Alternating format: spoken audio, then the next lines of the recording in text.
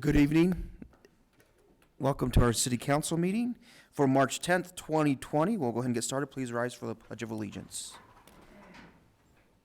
I pledge allegiance to the flag of the United States of America and to the republic for which it stands, one nation, under God, indivisible, with liberty and justice for all. Thank you. Roll call, please. Mayor Ortega. Here. Mayor Pro Tem Lauer. Here. Councilmember Thompson. Councilmember Estes. Here. Councilmember Applegate. Here. Councilmember Geek. Here. Councilmember Duncan. Here. All 7 members present. Okay, thank you. Before we get started, we did a moment of silence last meeting for Chief of Security's Fire Department's son, and I completely forgot about one of our own who had recently passed away, Tom Harmon, who used to be one of our inspectors, and he had recently just passed away as well, and I had put that in my brain to do something for him that night, and I completely spaced it. I got home, and I felt really horrible about that. But Tom Harmon, how many years did he work for the city? You guys remember? 8 to 10. 8 to 10 years, okay.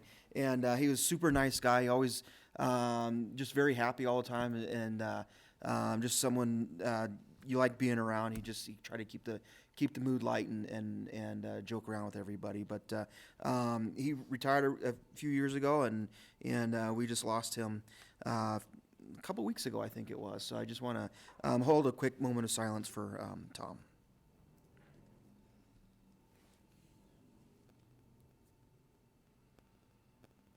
Okay, thank you. I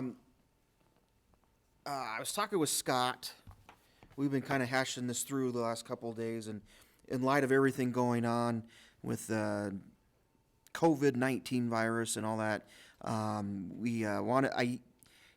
most people who know me, I don't really read a lot from scripts. I just kind of go and let the Lord take me where I go. But just with the importance of what's going on and with kind of the hysteria that's kind of engulfed the thing, I want to make sure that people understand where we are as a city. So he kind of wrote up a quick thing here that I want to read to everybody that we've been talking about and where we are as a city and how we're kind of looking at it and preparing as a city. As many of you know or may not be aware, Governor Polis today declared a state of emergency to pave the way for increased federal funding to help with the event. We're fortunate that we're in a region where we have a very strong health department.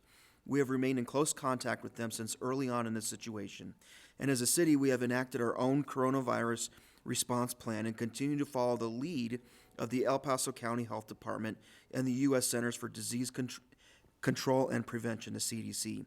We are in frequent contact with both the Health Department and the Office of Emergency Management, as well as Fort Carson and our school districts. We have included information on our city website and Facebook pages to where citizens can get reliable, factual information about the virus. The reality is that the vast majority of those who get the coronavirus will have very minor symptoms. However, older adults and people who have severe underlying chronic medical conditions like heart or lung disease, diabetes, things like that, seem to be at higher risk for developing more serious complications from coronavirus. We would ask that you take this seriously for those who could potentially have more severe symptoms. And as a reminder to our community, the best response to this is simply doing those things we should already be doing to address other illnesses, such as the seasonal flu. Washing your hands for over 20 seconds or using alcohol-based hand sanitizer. Cover coughs and sneezes with the tissue or the inner elbow shirt sleeve. Avoid close contact with anyone with cold or flu-like symptoms. Stay home if you're sick. That's kind of the big one. Avoid large public gatherings or events. Avoid touching your eyes, nose, and mouth. And clean and disinfect surfaces frequently. In the meantime, we will continue to pass on communications regularly from the El Paso County Health. We encourage citizens to go to the El Paso County Public Health for accurate, reliable information.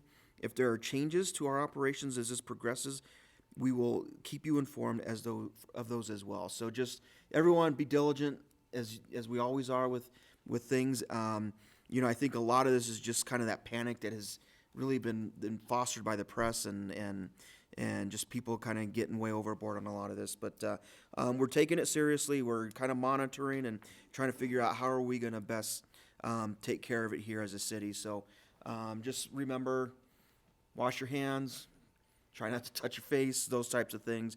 These are conversations I have at the schools all the time, and these are normal conversations we have every year with our kids, because as you know, in schools, one kid gets sick and everybody's sick. So we just try to teach that on a year-round basis. So we are monitoring. We'll keep our El Paso County Health is who we look for our direction, and we're going to continue to do that. And they're the lead in this, and as far as us regionally, and we'll continue to make sure we're using them.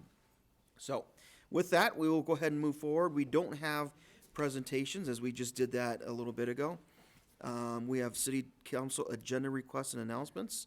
I'll start with Ms. Duncan. Anything? I don't have anything. Not Mr. Applegate, Mr. Geek. I've got one thing. I'm on that board of health for El Paso County, and I get an update every day. And this last weekend, I didn't read my emails till Monday. And as far as some things that they had changed, we got that straightened out today. We got 100 gowns coming from, so our firefighters or our first responders have something to wear in case they run on one of those kind of calls. So just so you know, I do monitor. I just didn't happen to answer anything this week. Oh, okay. All right, that happens. Mr. Applegate, anything? Ms. Estes? I was able to attend the dedication of the new Pikes Peak Regional Office of Emergency Management on Friday with Councilmember Thompson. Wonderful facility, and it's really assuring to the community to know that we have that kind of facility in our area to take care of us in emergencies like Waldo Canyon or the 117 fire. So it was a really great experience to see that. And another reminder is this Saturday at 2 p.m. is the next talk at the museum, and it's on the 1888 train explosion here in Fountain. Okay, great, thanks. Mayor Pro Tem. Yeah, I don't want to steal Sharon's thunder, but I'm going to steal a little teeny bit of Sharon's thunder to say how grateful I am for something that she did. She got a hold of me Sunday evening and asked because I am. Pastor Paul calls one of the key team members at Restoration, and we were doing the special services for Gannon's family and the community this weekend. And Sharon got a hold of me Sunday night asking if I could get in touch with Pastor Paul and get a statement that Representative Landgraf could read Monday morning at the legislature. Unfortunately, because Pastor Paul was coming off a strep throat, he had strep throat the entire week before, still got up and did 3 full messages. He's not contagious, but he did 3 messages completely exhausted, and then was completely exhausted and trying to get better. I couldn't get a hold of him, but I used some of the words that he had said during our planning meetings for the weekend and sent a statement up to Representative Landgraf. Had a chance to watch her read that statement, and then with the council's indulgence, I actually asked Yolanda to cue up the video.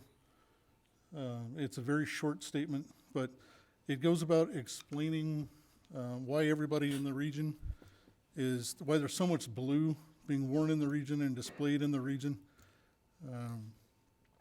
And with everybody's indulgence, if you could play that video. Members, can we please have it quiet in the chamber for something from Representative Landgraf? Thank you, Madam Speaker, and thank you, members. And I invite especially the El Paso County contingent to join me down here. So you will see that many of us are wearing blue, those who got the message. I understand everybody can't do that because they're up here and they don't have blue, or they are wearing blue and they spilled something on their shirt. As you know, we've had a little boy missing in El Paso County in Fountain Valley for some time, and I wanted to read what his pastor said that has generated the blue. This was from Pastor Paul from Restoration Church in Fountain.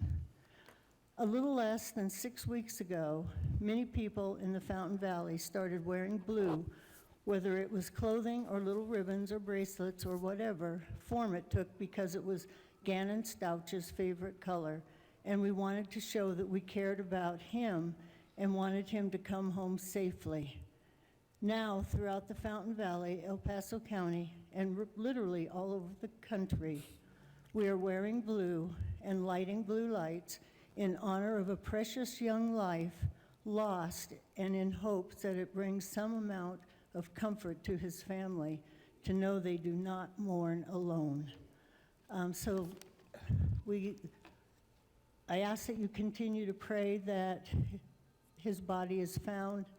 As you know, his stepmother was arrested for first-degree murder. She is in jail. Hopefully she'll stay there for a long, long time. And I will try to have ribbons on everybody's desk. If we can wear them for the rest of the week, maybe by the end of the week, Gannon will come home to his family. Thank you. Thank you, Representative. And I just, like I said, I didn't want to steal Sharon's thunder, but I did want to steal a little bit to say how grateful I am that you arranged that and made that happen for us, and how much I appreciate that. And that's, I have nothing further. Okay, Ms. Thompson? Thank you, Greg. And those ribbons were put on their desks this morning, so hopefully all 64 members of the House are wearing those ribbons this week, and in memory of Gannon. So anything we can do to help is great. Okay, lighten the load a little bit, huh? Lighten the mood. I would just I got an email right before I came here. I forwarded it to Scott real quick on the coronavirus. I just wanted to say this. The VA announced safeguards to protect nursing home and spinal cord injury patients, and I thought that was kind of important for this area since we do have a lot of retired military people here. It says, while the Centers for Disease Control, CDC, still considers coronavirus to be a low threat to the general American public, the Department of Veterans Affairs, the VA, announced today new safeguards aimed at limiting coronavirus exposure risks for two of its most susceptible patient populations, nursing home residents and spinal cord injury patients. So if you are planning on visiting someone who is in a VA nursing home or one of those spinal cord centers, you need to call ahead because you're probably not going to be able to get in unless it's a very severe situation with the patient. They're just trying to protect them from it coming into the facility. So like they said, it's a low transmission, but that is what they consider one of the high-risk populations. So I did get that from a VA list I'm on. I want to thank the electric department for hanging the Gold Star banner at Alabama in '85 for our military appreciation program. I think it's great. It went right next to the school, so the kids can hopefully ask questions on what that's all about. So thank you for getting that up. Curtis and I went to Denver yesterday about House Bill 1119, the PFAS bill. A lot of people testified in advance, but it might as well have been called the Lucas and Curtis show, because when Lucas and Curtis got up and talked and gave all the factual information and what's been done and what is being done and everything, it was impressive, and the room was extremely quiet. Nobody really had any questions. I think it's one of those situations where it's better if you're quiet when the experts like that are talking. So thank you, Lucas and Curtis, for doing that. The bill was stripped back to the way it was introduced. So we did give the support from the city of Fountain for that bill. And it did pass out of committee 11-0. And it will be on the floor, and unless somebody offers an amendment, it will go next to the Senate, and we'll go back up and testify for it there. But the bill went in the right direction and took off a lot of the amendments that people were trying to add. The amendments, if they had been added, could have potentially raised our water and sewer, or just sewer? Water and sewer rates 250 to 400%. So it was very important that those amendments were stripped off. While we have to have safe water and everything, sometimes we have to take a little bit slower and let technology catch up when things can be affordable. So it was a really good bill, and it's a step in the right direction. We have to take slow steps in this process. And I'm going to ask for indulgence now. I'm going to go ahead and read the statement that that I made to the committee, because I highly doubt y'all are going to want to sit through the 5 or 6 hours of testimony to get to this point for the other bills that were in front of us. I thank the members for being there today and for all the time they'd already put into the bill, House Bill 1119, and ensuring that our communities have safe water. That I was wearing 2 hats up there yesterday, one for Fountain and one for PPACG, as was the case last year with House Bill 1279. Fountain supports HB 1119 in regards to health and safety. I wanted to make sure everyone knew that Fountain Valley, Colorado is the most populated area in the United States dealing with the PFOS/PFOA issue, and our citizens have been concerned with this, and we struggled to understand and work through the issue. Fountain's work with PFOS down to non-detectable levels due to cooperative relationship with Peterson Air Force Base, CDPHE, and others. Our citizens deserve reliable information based on science and studies. So that was the point that I helped make for the city, and we'll keep pushing that forward. And I would just like to say one last thing. You guys are getting your weekly or bi-weekly legislative updates. I haven't heard any feedback from it. Scott's been helping me work with that, and we're kind of doing a hybrid between PPACG positions and CML positions. So if there's anything you guys have to say about that, let me know. I'm assuming no news is good news, or either that or you're not reading it. So that's it. Okay. Thanks. I know Scott dropped a letter for, is it Polis now? Yeah. Yeah, on that fireman FPPA bill that would put us in some, Yeah, I think we've sent 3 or 4 letters to different legislators this year, and I think that's Yeah. a really good step in the right direction, being involved. yeah, okay. The only thing I needed to mention when we talked about the COVID-19, one of the things that we're discussing, and it's very early in the stages, and so it's not anything that I don't think we could do at this point anyway.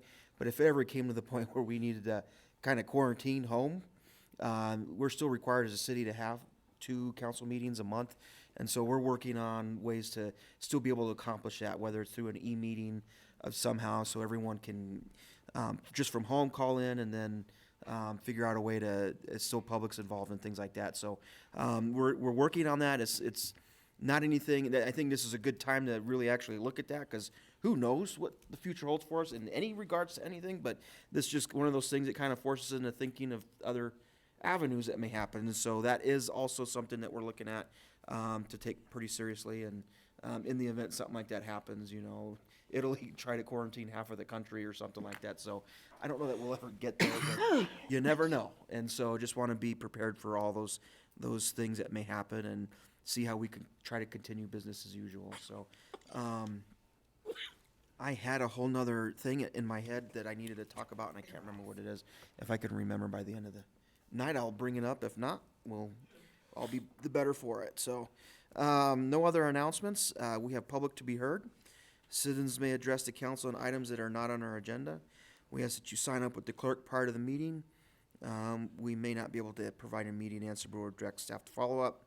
And out of respect for the council and others in attendance, we ask that you limit your comments at 3 minutes or less. And we have Ms. Meininger.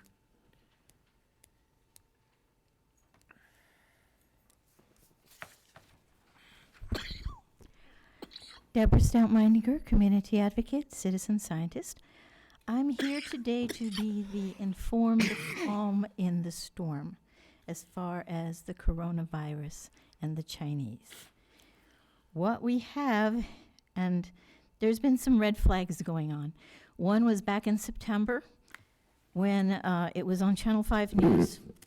There was an expose about the Chinese being our primary provider of our pharmaceutical drugs as well as our vaccines.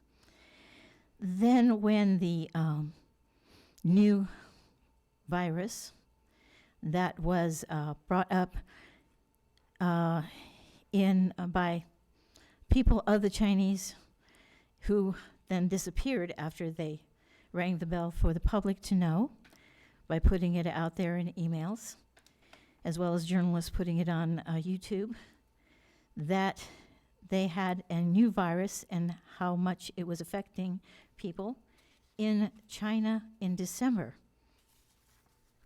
From what I've disseminated in the different stories along the way, because when I'm at home I watch a lot of the news, and what I disseminated is the fact that the Chinese did not want anybody to know about it before the end of December at the very earliest, even though it was raging all through December as far as the town where it started out.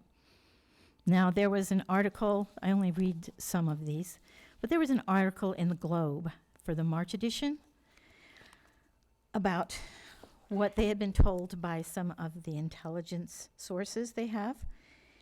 And one thing is, China's being blamed for it, for the epidemic, because according to the intelligence sources, it is a biological weapon that escaped from a Chinese research lab in Wuhan. I don't think it escaped any more than the swine flu and the bird flu and SARS and everything else escaped in China. And also that a new drug maker, Mondera Inc., is working on is shipped a batch of new coronavirus vaccine, which is being tested in China. There is vaccines. There are also medicines, like one called remdesivir, which is being tested on patients in Wuhan by the Chinese. They were saying that, the Chinese have been saying in different places, that they will have vaccines ready by the end of April. And there supposedly is a 90-day testing period before they do that. The timing, the way it's happened again, indicates that we are being used and abused, and we'll be paying through the nose for this new use of a vaccine for a virus that wasn't there before until it was created again. So, where I found most of the information, not just the globe, but if you go to a website called pharmaceutical-technology.com, they have a history and a list of all the vaccines and the antivirals that they have been working for over the last year before this virus supposedly got loose sometime in the vicinity of the beginning of December. So, in here it says intelligence says there's no cure for it. Yeah, there is. There's an agenda that goes with it. And we need to start bringing back our pharmaceutical products production and our vaccine productions back to the United States so that we can have more control over a lot of things that are happening, and we're not being controlled by a frenemy like China is. But the fact is, use a little common sense with it. We've had more flu bugs in the last 50 years than they had in the last 100 years before that. Why? Because they're being created. Why are so many showing up in China?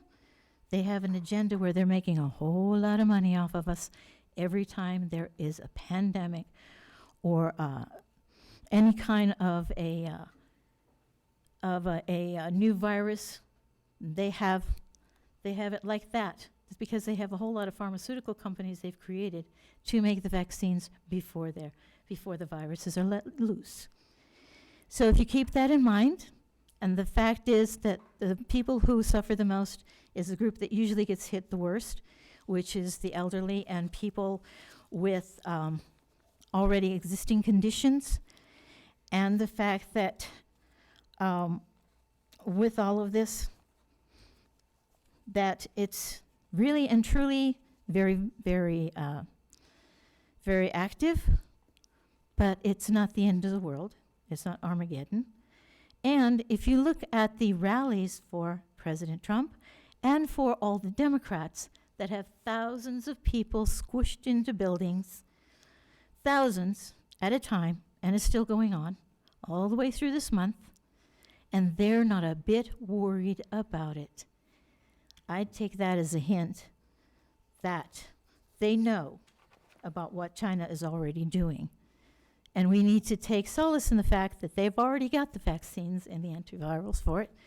It's just a matter of when they distribute it to us. Hopefully it would not be a Nancy Pelosi routine of withholding something that's already been generated. So thank you. And just keep that in mind. It's not Armageddon, not the end of the world. And there are the vaccines, and they will be on their way because the Chinese want to make their money. Thank you. Okay. I don't have any more cards. Anybody else need to say anything? Okay. We'll move on to our consent agenda. All items listed under the consent agenda are considered to be routine and will be approved with one motion. There will be no separate discussion of these items unless a council member or citizen requests, in which case the item may be removed and considered separately. We have items A, B, C, and D. Council. Mayor Pro Tem. I move to approve consent consent with items A, B, C, and D as presented. And Mr. Geek. Second? Okay, we have a motion and second. Please vote. 7 yes, motion carried. All right, thank you.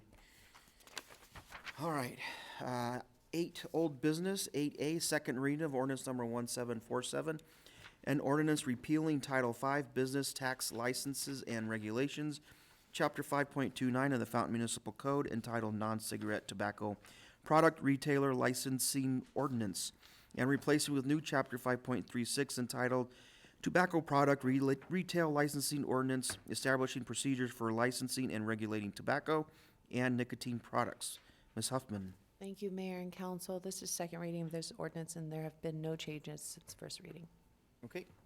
No changes. Any questions, comments, concerns? Okay. Council? Mayor Pro Tem. I move to approve ordinance 1747 on second reading. And Mr. Geek. Second. We have a motion and a second. Please vote.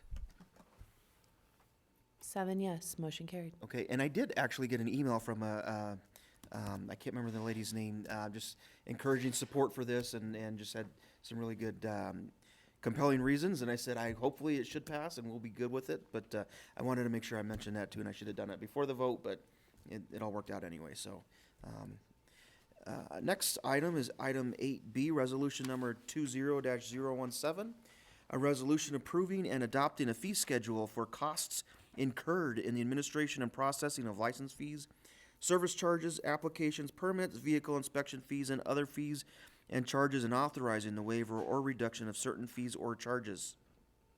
Ms. Williams.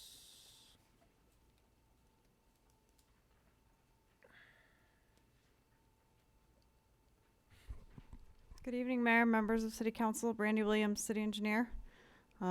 You should have received in your packet the consolidated fee charges for the engineering department. Exhibit E, permit for excavation or construction in city public right-of-way. Just wanted to know if you had any questions.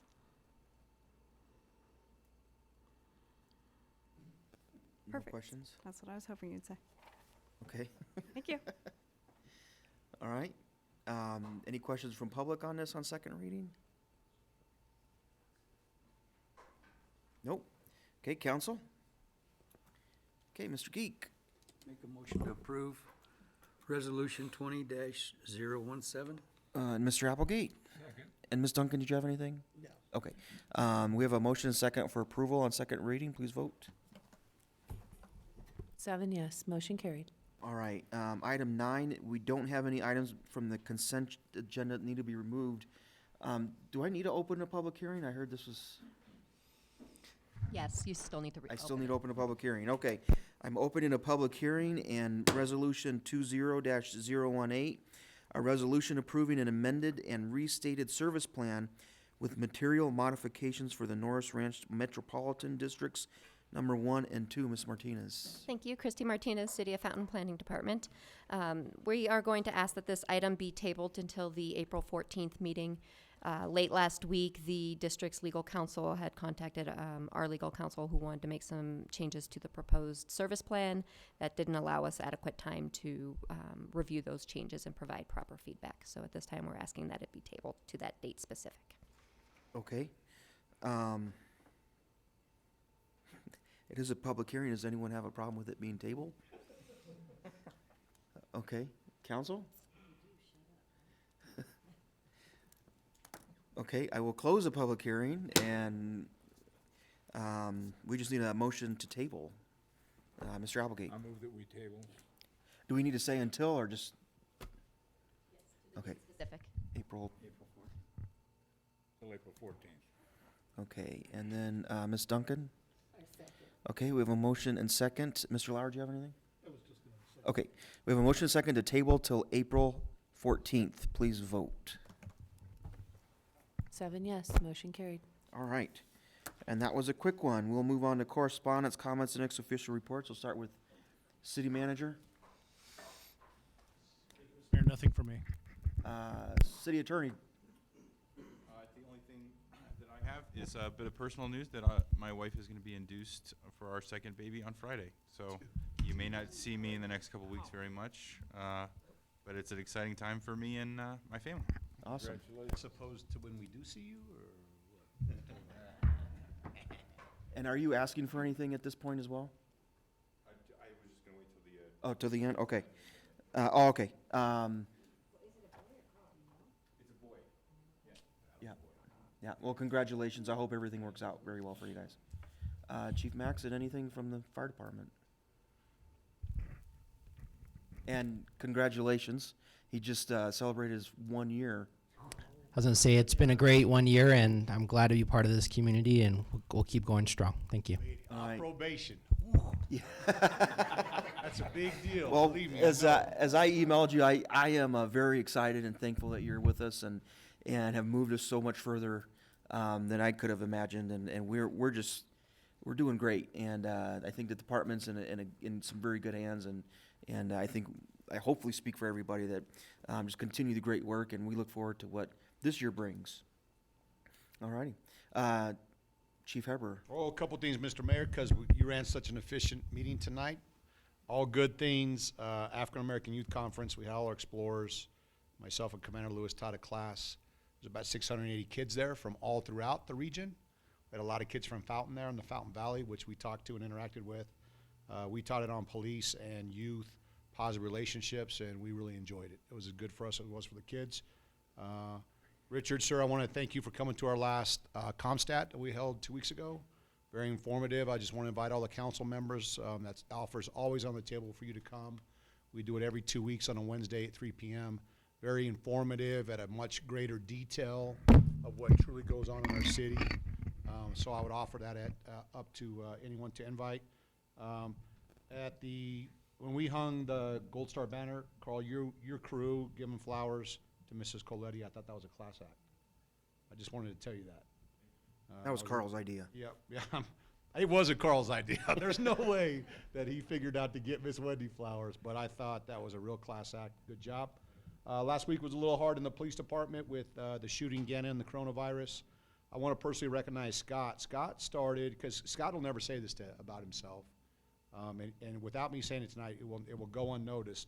Scott, before I think, was probably one of the first leaders anywhere in our county, if not this part of the state, that really was very proactive on the virus, on the response plan, on safety precautions for our employees, in turn protecting our citizens and providing continuity of effort for first responders. So I just want to highlight that we would not be sitting here in the position we are in our city was it not for really the city manager taking the lead on it. And I just want to highlight, and those are facts, and that is a true statement. So Scott, the citizens won't know that without me saying it, and for the 2 people that are listening at home tonight on the internet, you know, I don't know, maybe no one's going to know that, but those are facts, and I just wanted to tell you great job on that, and I want to do it in a public setting. Our officer has returned to duty after being on routine admin leave. He's doing okay. He's going through the process and has all the availability of services. The suspect is also going to survive, which is always good. He's a former soldier, as I know a little more about his background. Former soldier, some bumps in the law, some suicide attempts that some of the former soldiers had. So I'm going to hope that guy gets some help, and I'm glad he's going to be okay. And obviously not to steal anyone's thunder on Gannon. This will be the last thing I talk about. You know, the law enforcement response, and we got that press release last week, I knew it was going to be hard on our community and a lot of people. So Mr. Lauer, your church and Pastor Paul, I thought you guys did an outstanding job of helping parts of this community heal on that. I was really proud of you to be up there on stage, having skills that I don't have, playing a musician. And Pastor Paul's words were very, very eloquent and very good. I would tell you from a law enforcement perspective, I've never seen in the 5 years I've been here a community of law enforcement and citizens work together anywhere better than that was on that case. There were thousands of volunteers. It was well coordinated. Once we got, moving in the right direction between multiple counties, multiple jurisdictions, and really one of the unsung heroes of that entire investigation is going to be a crime analyst from Colorado Springs by the name of Kevin Clark. He was able to he's Wanda Cabela's counterpart and actually trained Wanda and part of her crime analyst. But that just went to me the value of an analyst and the value of our civilians that help law enforcement. he's gonna be one of the unsung heroes that through data mining and our CompStat process, Richard, and doing the things behind the scenes, really CSI and helping El Paso County put that case together. So there's a lot of resolve in the region and the district attorney that's leading that case to find that body and make sure we give the parents peace and justice. So we'll continue on our end to continue to pray for that. But thank you very much. I thought, there's always challenges. This is one of them, and, we're gonna focus on the good and bring the good from it. Thank you, and I just wanted to make those comments tonight. Okay, thank you. John, anything more? Ms. Martinez, anything? Just a reminder that the census is coming up on April 1st and that the census invitations will be arriving in individuals' mailboxes sometime this week, later this week and early next week. And it's available online, 5 minutes, 10 questions. All right, great. Ms. Brandy, anything? Nothing, Mr. Mayor. Nope. And Curtis just walked out. Anything from City Clerk's office? Nothing tonight. I'll go through council again. Ms. Duncan, anything? I just want to say how proud I was for our police officers to be there. I have some of the conference materials from where our chief of police was a speaker. It was so heartwarming, and I was so proud to be a member of a resident of Fountain. People were just saying, Fountain has sure come a long way. We can appreciate that we have, it says African American Youth Leadership Conference, but it's for everyone. This conference has been around for 25 years. Also in this book, I'm a proud mommy. My son is featured in here. Oh, good. The month of October. So I'll pass this around so you can see. But again, thank you for being there. Our cadets were there. They were part of the conference, guiding students throughout the campus. I was really proud. Great. All right. Mr. Geek, anything further? I would just like to make sure that everybody understands the things that Chief Heber said about Scott, because the stuff that Scott's done here in the last couple of weeks is amazing, and I thank you for it. I appreciate the fact that when I mess up, you guys have my back, and I really appreciate it. All right. Mr. Yeah, Applegate. I should have mentioned before the CompStat meeting, because it is so informative, and you just get a new idea of our police force and how good they are if you go there. And I hope all you members go to that at least once, just to hear how they analyze, how they do their work, and how they get things done. It's impressive. Great. I just want to reiterate and back up Chief Heber and supporting Scott and all the stuff that he's done to get us ready for COVID-19, and also to say thank you to Carl Christian for presenting those flowers at the Gold Star banner. That was really something special, and it was above and beyond. So good job.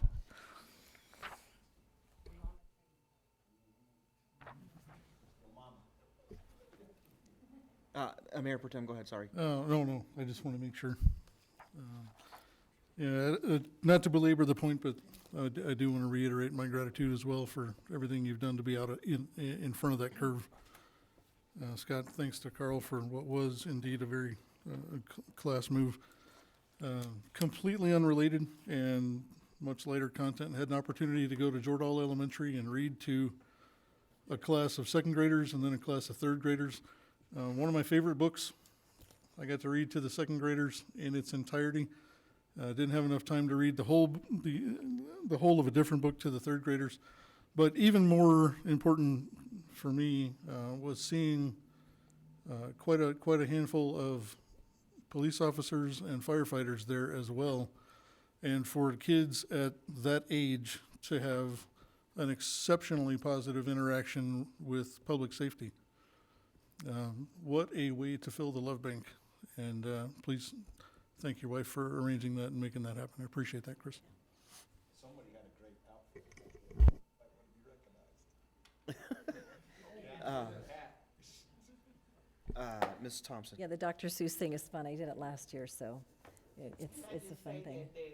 The kids that I read to only had 2 requests, that they have somewhere to swim and that they wanted ice cream. Free ice cream in the pool or next to the pool?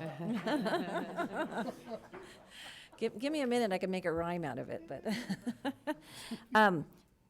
The comp stat meeting seems to have hit a nerve. Maybe you can work with Sylvia and let her know when the dates are, and we can schedule us in so we don't all show up at the same time and then we get in trouble.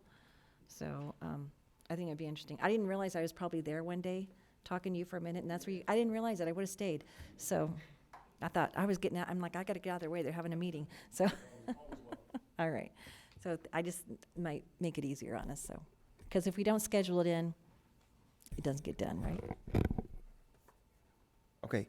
The thing I wanted to mention earlier, Tyler Stevens, he's the mayor pro tem from Green Mountain Falls, is getting off of the Regional Building Commission.